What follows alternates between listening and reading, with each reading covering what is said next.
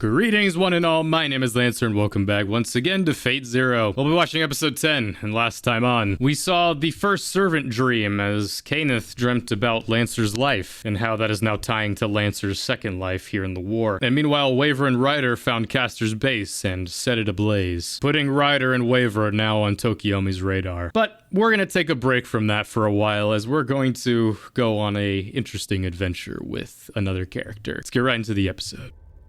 I'm actually really fascinated to rewatch this episode because I don't do it often, if ever.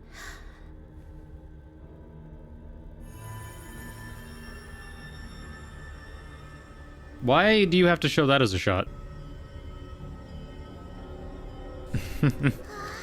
Don't get too excited.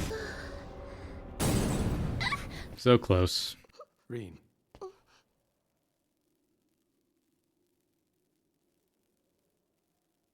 Disappointment. Hey, I'm as much of a simp for Rin as any other guy, but not when she's 10. Or not 10, she's 6, right? Or 7? Yeah, because it's 10 years after this. Yeah. This episode is the most filler episode, I feel, but again, I rarely watch it, so it's actually going to be kind of fun to do this. But hey, we're setting up a character for Fate's Day Night. But there's some other stuff in this too. Hey! You losers shouldn't gang up on someone and bully them like that. You really suck. What's your problem, Tohsaka? Why don't you do the same to me? And then it will concern me. She's just such a diva. I feel like they could have done something interesting with this episode, more so than just have it be Rin focused. I feel like they could have had it be all three of the kids. It would have been a weird episode, but I feel like they could have paced it in an interesting way. Like, we could have jumped between Rin, Sakura, and even Shiro. Maybe not so much Shiro, because I feel like that would really be confusing, because it's like, who the fuck is this? But I feel like they could have had this episode be Rin and Sakura. Well, to be fair, right now, Sakura's doing what? Just sitting in a worm pit? Maybe a little bit of just, like, the humanity that's still left in her. But I guess it's just kind of hitting on just like, oh, Sakura, you were so close to having this life. Maintain a calm mind. You must first achieve complete control of your thoughts.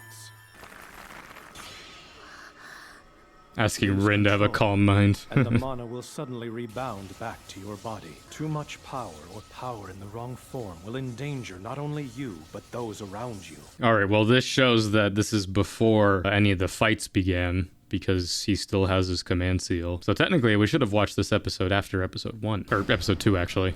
It means always remaining reserved and elegant. Go with the flow. If they're in the wrong, you just have to get mad and do something about it.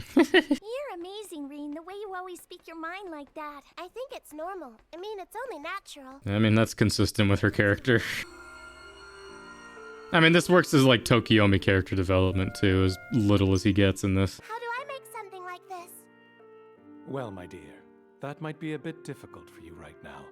You are 6. If you work hard every day, you'll be able to make it eventually. After all, Rin, you're a daughter of the Tohsaka family. Tokiomi's not a bad father, but, I mean, okay, when he's actually fathering, you know, like, to Rin, he's not bad. I mean, that's why, like, Rin has such fond memories of him, and still adores him even after he's gone. Tokiomi's not a good man, obviously. He just gave Sakura to the Matos, which in hindsight, it's just like, why really did he do that? Because the whole thing with the Grail War is, like, the houses are against each other, so why give them a necessary pawn? You figure it's like, just let the house die out, especially since Karia isn't doing anything to prolong the family. I guess trying to make the Matos indebted to them, but that didn't really change anything because they're still facing them in this war. I mean, I know that there's the fucking thing later where it's like, he says like, oh, the teachings of magecraft can only be passed on to one child, which I think is bullshit. I mean, I get the family crest can only be passed on to one, but you can still learn magic. You don't have to just sell them off to another family. I get that removes the need to make a choice in the long run. I guess that also would just like make them rivals growing up. It's just like, oh, whoever is the best ends up earning the crest. I just answered my own question. It's like the answers are there. That doesn't mean I have to agree with them. In the words of Shiro, just because you're correct doesn't mean you're right. Could you please show me how to do this part? Of course. Yeah, me too. Me too. Oh. What show is this anymore? Kotonet? Have a seat. I'll help everyone in turn. What's the point of having a teacher? Oh, right, I'm beginning to remember what happens to this girl. Surprised Tokiomi has time for this, you know, with a war about to start. Do I really have to go and live with the Zenjo family? Yes, I guess right before that. Once the Holy Grail War begins, it will no longer be safe for you in Fuyuki. Do you think that we're in the way?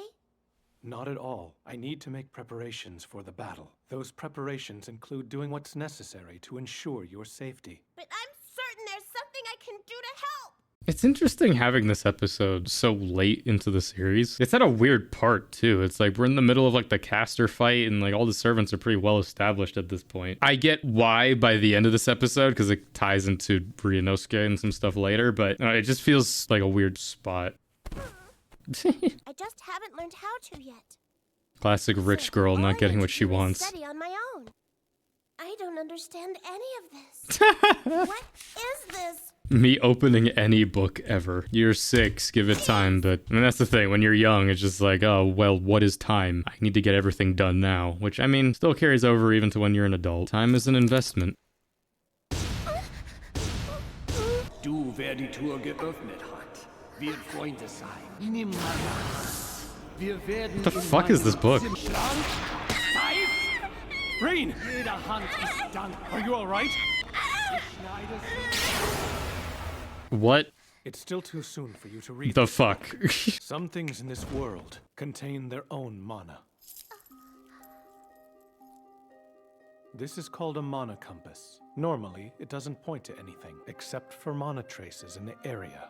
Well, at least he turns it into a learning experience. We just played that off. And with that book, Hmm. anything that provokes a reaction like that is beyond your ability, so be very careful. Does that mean it's beyond your ability? As an early birthday present. Even though you just did some forbidden shit. And then strange things began to happen. I mean, I guess that's a way to parent, just distract them completely from whatever the fuck that just was. Yeah, some things have their own mana. Anyway, here's a compass. I mean, it's a learning experience, I guess. Just like, hey, if it does that, run away. But this is Rin Tohsaka. There was another kidnapping on the news this morning. The sudden disappearance of children has And now the plots converge. Hey, did you hear? There's no body inside the coffin. It was in such bad shape. Who talks about this shit at a funeral? My name is Tohsaka, and I'm in Kotone's class, and... is not home. Please leave your message after the beep. Her friend is missing. Fucking 6-year-old just getting on a train. Kotone, So much for keeping him away from Fuyuki. She's wearing her iconic jacket. this is Fuyuki at night. Thanks, I hate it. It's really cold and creepy. You're by yourself. Aren't you staying with a family? Do they not I've care? never seen it do this. Does this mean there are traces of magic all around here? Yeah, there's kind of a war going on. Her doing this a couple years later makes sense, but she's 6 or 7, however, too young. I get that, you know, strong, independent Rin.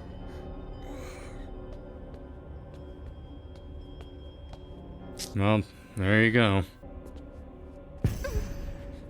What was that flash? And now it makes sense for why...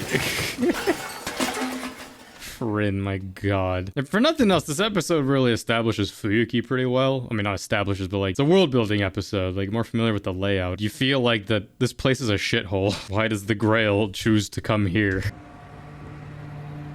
Hey, police! Help. If I'm spotted, they'll take me home. God forbid, honestly. You've got to walk, kid. He's gathered more kids. But why? Why am I hiding? I can't accomplish anything this way. I'll be a hero. If this was America, she would not have made it out the front door. You're in over your head, but not backing out now. Straight into the front door. Music in this episode is just, they picked every creepy track to play. Hey, you! Kotone! Kotone! Kotone! What do I do? Think green. Well, Well now, are you lost, little girl? No. saves me the trouble. We were just about to get the party started, but we still don't have enough guests. Wanna help? It'll be fun. When it comes to parties, the more the merrier, I always say. No! What just happened? Don't run from me. I mean, out of all the masters, he's believable that you could take him. Ow! I got it! I'm just not gonna do anything with the other hand. I'm surprised this doesn't traumatize Rin more than what it actually... I mean, that's Rin for you. She just brute forces her way through every trauma imaginable.